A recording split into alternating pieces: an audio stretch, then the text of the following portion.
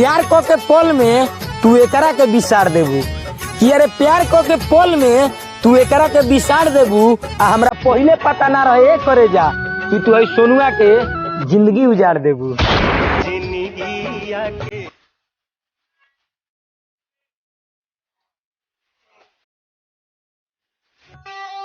काम में एकरा मन ना लागेला ना कबो ठीक से ही पढ़ेला कि अरे काम में एकरा मन ना लागेला ना कबो ठीक से पढ़ेला आ करे जा कबो एहसास कर लियो हई सोनुआ तोहरा से बहुत प्यार करेला।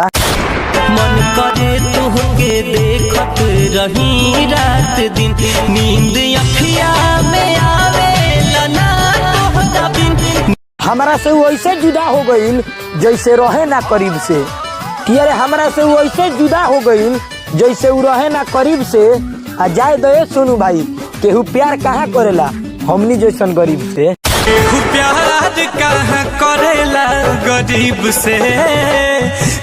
तो बस भाई लोग सोनू नाम के शायरी वीडियो ई वाला यही जो रहतनी अगर अपना नाम के शायरी वीडियो बनवावल चाहते हैं तो नीचे कमेंट करी। अब मिलल जी फिर से बयान अगर नाम के वीडियो बनाओगे तो कमेंट करो लो भाई लोग। मिलल जी फिर से बयान तब तक के लिए भोजपुरी में बाय।